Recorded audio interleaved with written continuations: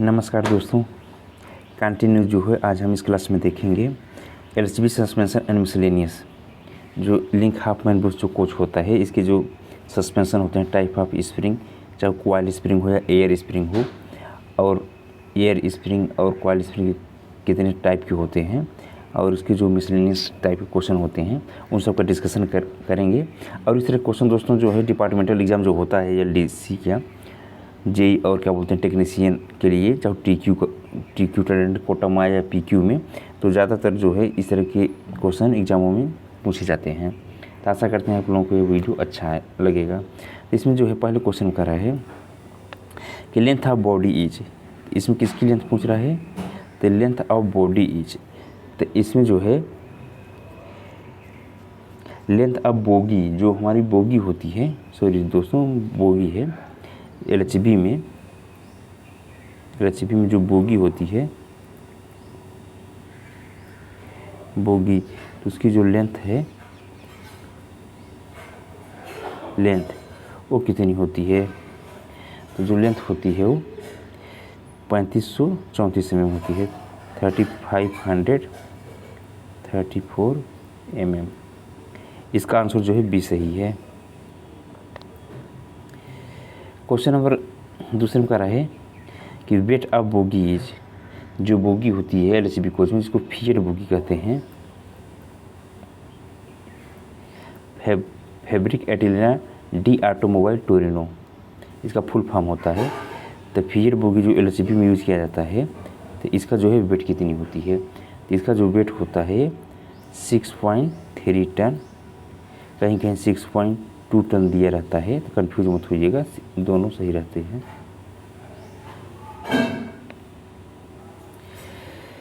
Question number तीसरे में करा है कि width of feed bogie is, जो फीड बोगी विड्थ होती है वो कितनी होती है? तो फीड बोगी जो विड्थ होती है वो 330 mm होती है, यानी कि इसका आंसर जो है ए सही है। क्वेश्चन नंबर चौथे में करा है distance between centre of the two bogies is, यानी कि जो एलएचबी कोच में सेंटर, इसमें सेंटर पिवट नहीं होता, इसमें ट्रैक्शन सेंटर होता है। तो एक बोगी का जो ट्रैक्शन सेंटर है, तो दूसरे बोगी जो ट्रैक्शन सेंटर है, उन दोनों के बीच का जो डिस्टेंस होता है traction centre to traction centre, वो कितना होता है? ये होता है 14,900 mm।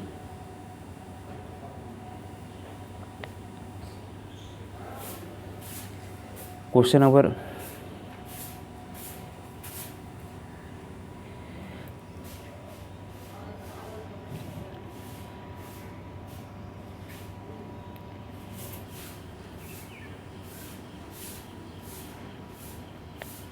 नेक्स्ट क्वेश्चन का है द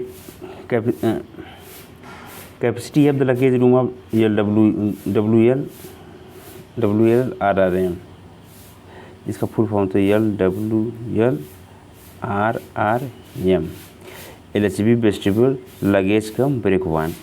तो इसकी जो कैपेसिटी होती है 3.9 टन, कहीं कहीं 4 टन भी दिया रहता है इसका।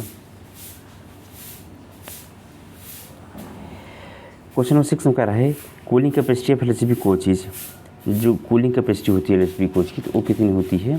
ये होती है 22.5 किलोवाट।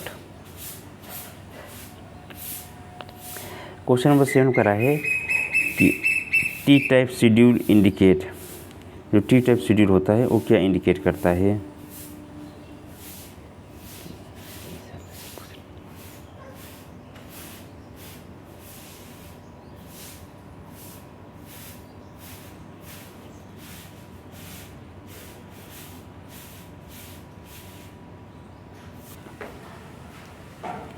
तो इसको बोलते हैं ट्रिप शेड्यूल।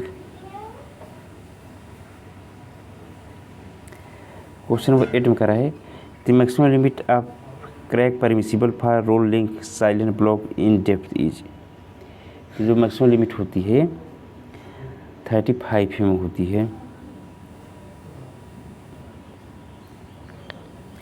क्वेश्चन नंबर 9 में कह रहा है new thickness of the primary rubber pad is, जो प्राइमरी रबर पैड है इसकी न्यू थिकनेस कितनी होती है? 36.5 7 mm की होती है।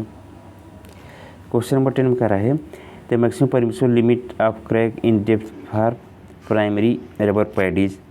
तो जो प्राइमरी रबर पैड की होती है 15 mm डेप्थ 18 mm डेप्थ पे होती है, यानी कि डेप्थ जो है 18 mm यहाँ तक परमिसिबल रहता है। क्वेश्चन नंबर 11 का रहा है if both side lateral damper remove from bogie. अगर दोनों साइड के जो लेटरल डैम्पर हैं बोगी के अगर रिमूव कर दिए जाए तो क्या होगा।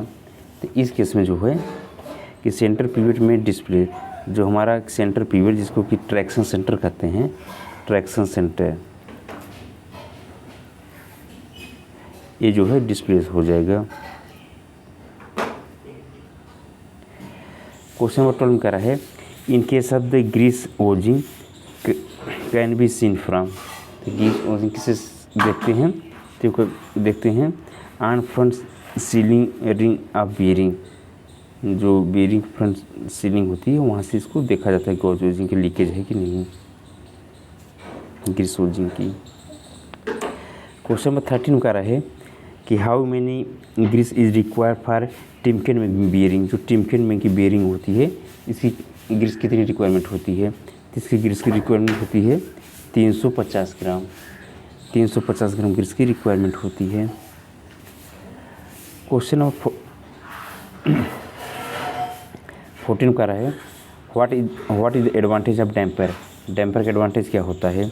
तो डैम्पर जैसे कि क्या करता है सस्पेंशन में इंक्रीज, जो सस्पेंशन होता है उसको इंक्रीज़ कर देता है, राइडिंग इंडेक्स जो होता है उसको इम्प्रूव कर देता है, और कंफर्ट में भी इंक्रीज, जो पैसेंजर बैठते हैं तो उनके लिए जो कंफर्ट रहता है, जो झटके उठके लगते हैं, शॉक लगते हैं, उसको भी क्या करता है एब्जॉर्व कर लेता है। यानी कि तीनों काम करता है, तो उपरोक्त तीनों हो जाएंगे। ऑप्शन इसका डी सही होगा। क्वेश्चन 15 का रहा है कि compress length of the air damper is. जो एयर डैम्पर की कंप्रेस लेंथ होती है वो कितनी होती है। तो इसका जो कंप्रेस लेंथ होती है वो 703 ± 3 mm होती है कंप्रेस लेंथ। इसका आंसर भी सही है।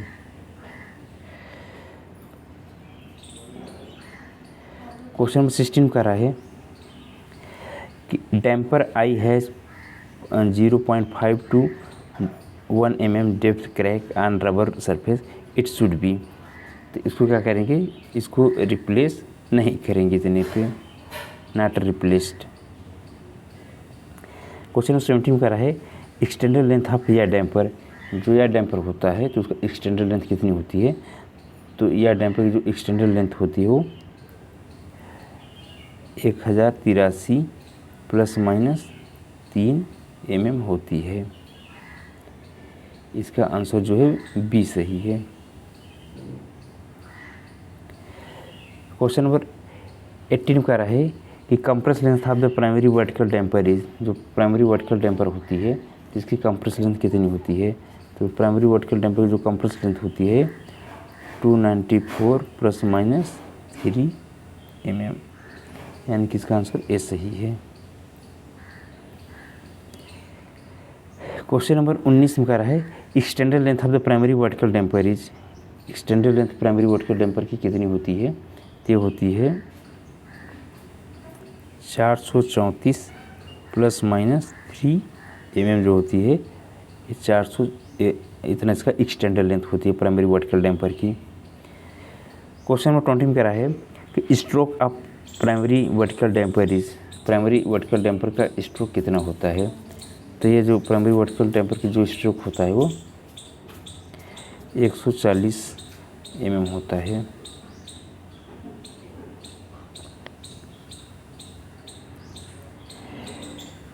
क्वेश्चन नंबर 21 में कह रहा है कि overall stroke of air damper is. Air damper की ओवरऑल स्ट्रोक कितनी होती है। तो इसकी ओवरऑल स्ट्रोक होती है 380 mm।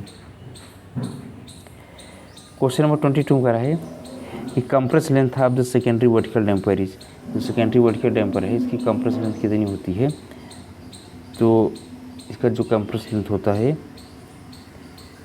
395 ± 3 mm, यानी कि इसका आंसर जो है बी सही है। क्वेश्चन नंबर 23 में करा है कि extended length of secondary vertical damper is, secondary vertical damper का एक्सटेंडेड लेंथ कितनी होती है? तो होता है 635 ± 3 mm।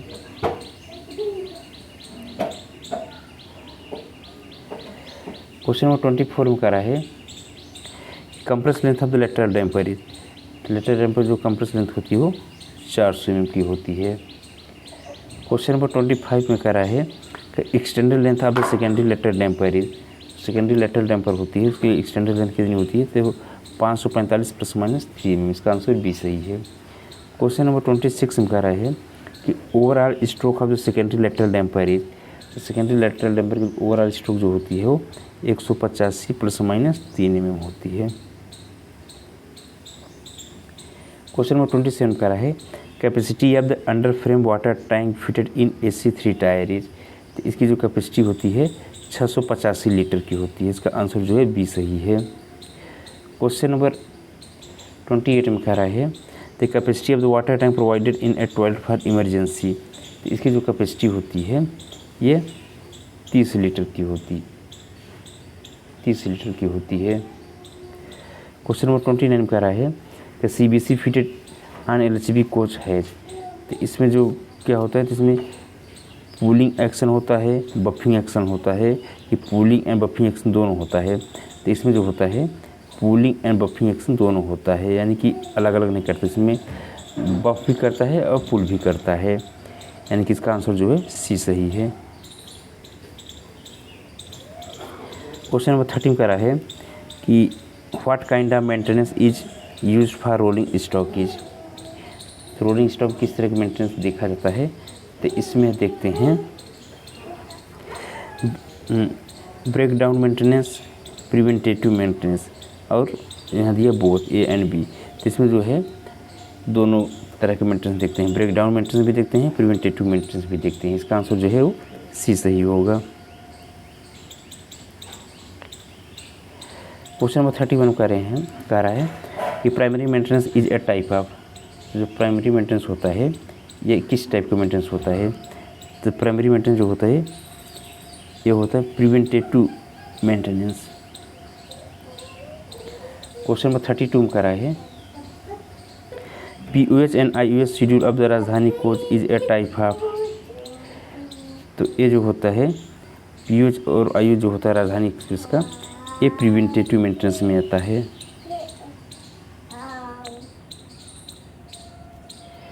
क्वेश्चन नंबर 33 में करा है कि the maintenance done on a pit line is, जो मेंटेनेंस किया जाता है पिट लाइन में वो कैसा मेंटेनेंस होता है? तो इसमें जैसे कि इसमें हो गया secondary maintenance only, primary maintenance only, safe to run only. तो इसमें जो होता है प्राइमरी और सेकेंडरी मेंटेनेंस दोनों किया जाता है पिट लाइन पे, यानी कि इसका जो है आंसर डी सही होगा। क्वेश्चन नंबर 34 में करा है the capacity of the axle of LHB coaches, जो एक्सल होती है LHB कोच की इसकी कैपेसिटी कितनी होती है? तो इसकी जो कैपेसिटी होती है 16.25 टन की कैपेसिटी होती है। क्वेश्चन नंबर 35 में कह रहा है कि yellow point is provided on axle box indicate for, जो एक्सल बॉक्स पे येलो पॉइंट प्रोवाइड किया जाता है वो किस लिए प्रोवाइड किया जाता है, क्या इंडिकेट करता है? तो इंडिकेट करता है location where the actual temperature of bearing can be measure, यानी कि हमको जो गन होता है तो उससे हम कैसे मतलब कहाँ पर मेजर करें, तो टेम्परेचर मेजर करने के लिए वो लोकेशन रहता है येलो पॉइंट।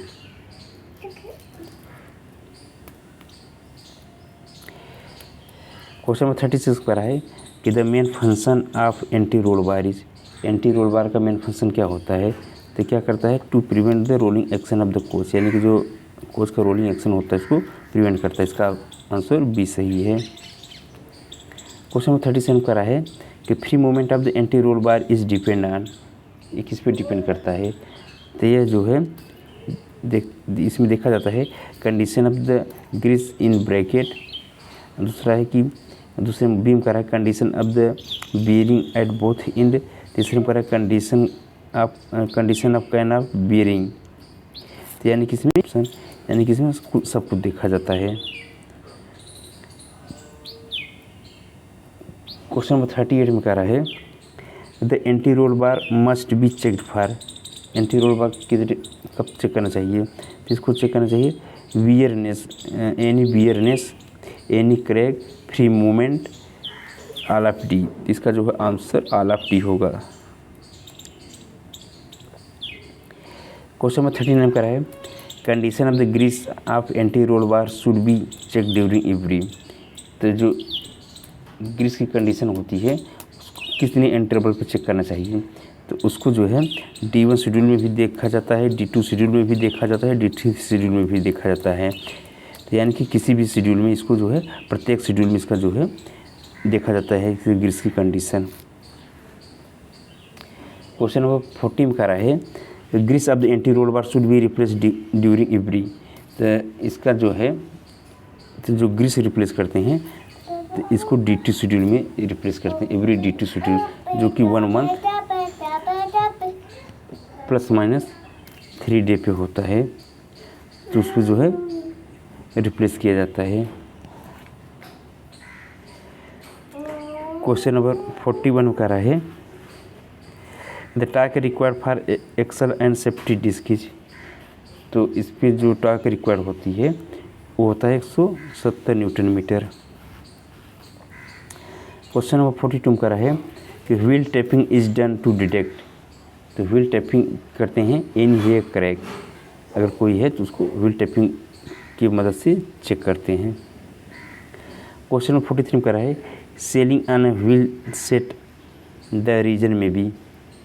तो इसका रीज़न हो सकता है कि अगर व्हील सेलिंग है तो इसका reason WSP not function properly, WSP not function properly, यानी कि WSP प्रॉपर वर्क नहीं कर रहा है। ब्रेक कैलिपर में ब्रेक कैलिपर जाम हो सकता है। वन और बोथ ब्रेक सिलेंडर में डिफेक्टिव, यानी कि इसका तीनों ऑप्शन सही हैं ABC।